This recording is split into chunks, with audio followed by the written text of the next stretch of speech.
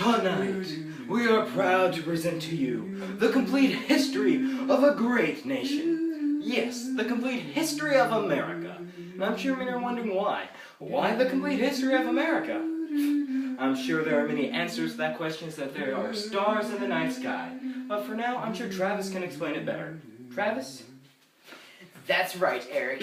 And in the tradition of my white, Anglo-Saxon, Puritan, imperialist, westward expansionist, capitalist, intellectual forebears, I will be brief. I believe it was Benjamin Franklin who said that history is written by the winners. Well, tonight it's our turn.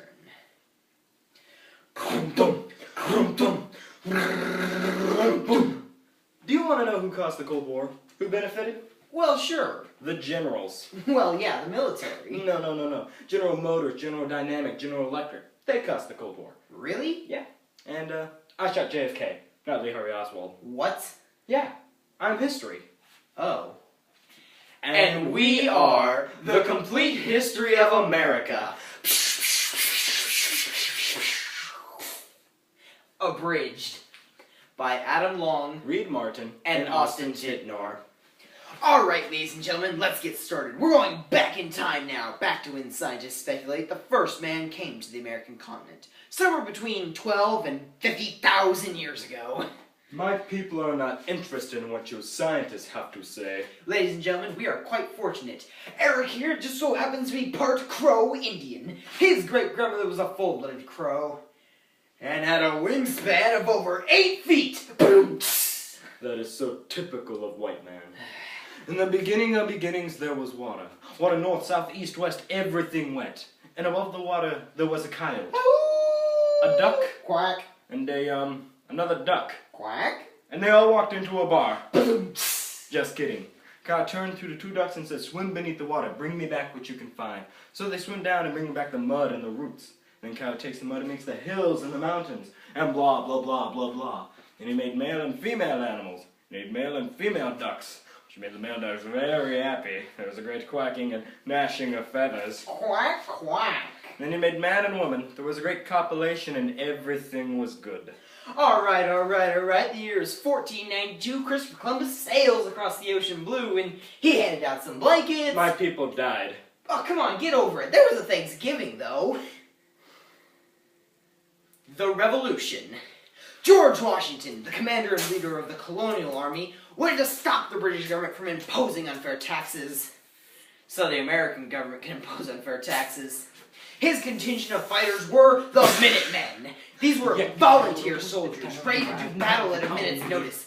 These were brave, patriot soldiers ready to fight for American liberty. The Minutemen, better lovers than you may think. It was this small contingent versus the entire British Empire. We represent the Lexington League, the Lexington League, the Lexington League, and in the name of the Lexington League, we welcome you to Valley Forge. Ha! Gentlemen, I want to thank you for volunteering your services. But the road ahead is fraught with hardship, and you're simply not what I had in mind. What? What do you mean? I mean, I needed regular, full-size soldiers. What? Now look here, Mahogany Mouth. We're exactly what you asked for. Are not. R2. Are not. R2. Are not. Look here, cherry tree chompers. Let's cut to the chase here. Do you recognize this piece of paper? Yes. And, is that your signature there at the bottom? Mm-hmm. Would you mind reading it aloud for the audience to hear? Of course. Wanted. Uncle Sam needs you. Brave men to form a new colonial hold on. I could have sworn that said Minutemen. You see, even in America's infancy, literacy was a problem. The Bill of Rights. Madison, man! Jefferson, dude! You grow this tobacco yourself, man? Yeah, dude. Alright, check it. How about this? The new beginning of our Bill of Rights. You got a problem? You throw money at it. No, man, that's too liberal, screw the poor, let's party. No, man, that's too conservative. How about this? Whether you're a brother, or whether you're a mother, you're just staying alive. No, man, that's too 70s. The Louisiana Purchase. You know them, you love them, Lewis and Clark! We're back! And let me say, this is a lovely audience, especially that guy right there. We were sent to explore the vast, uncharted American wilderness. We went through deep ridges and hot mountains. We were really sent out to see if the Louisiana Purchase was just ripe for plunder and penetration. All we really had to do was negotiate with the Indians. Luckily for us, in the capital of North Dakota, we found our Indian, Sacagawea. Oh, she went all the way to the West Coast and back with us. Yes, she was our faithful Indian squaw. What's the matter? I don't like that word. What, squaw? Huh. I kinda like it. Squaw. This means civil War! North versus South. Industrial versus agricultural. Tyson versus Holyfield. Just as Vietnam was the first war to be broadcasted into Americans' homes nightly, it is the Civil War to have photographic evidence of. And tonight, we are proud to relive the triumph and the tragedy of the American Civil War in a slideshow titled The American Civil War, the Slideshow. This first slide is the Confederates' first army base and how they felt at the beginning of the war. This next slide, photographing none other than by Matthew Brady, shows how Confederate felt at the Battle of Bull Run. There was intense and deadly hand-to-hand combat. And occasionally, soldiers got their legs blown off. And so Robert E. Lee surrendered at Appomattox, Virginia, April 8th, 1865.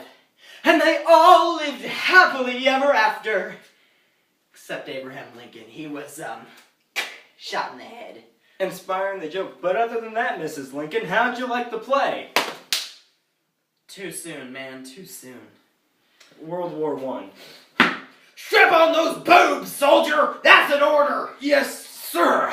Adjust those wigs! Yes, sir! How do I look? Strangely attractive, sir! Alright then, men, we're going all the way to the top. Don't stop marching till we're marching down Broadway. Professor, give us a note. Aww.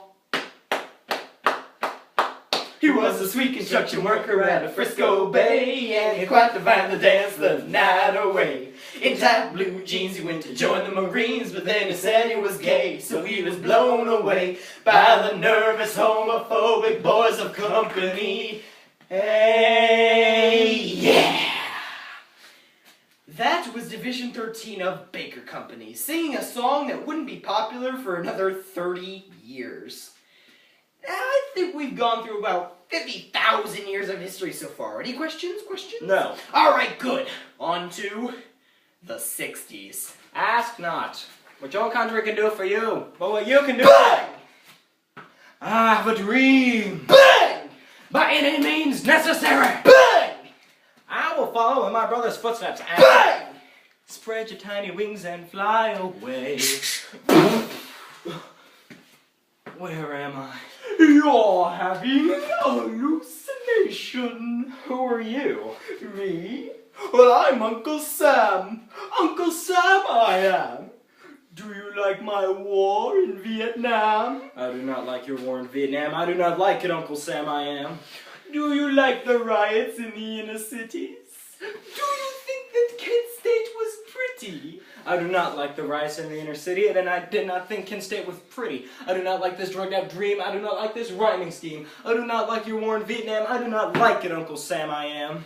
Are you fond of Agent Orange? Do you? Dude, what rhymes with orange? Nothing. Nothing rhymes with orange. We have shown you the complete history of America, past to present, Then to now. left to right, But what if we were to go back in time? Right to left. now to then. Present to past. As we move back in time, we see the ozone layer getting bigger, the national debt shrinking, The number of AIDS cases decreasing.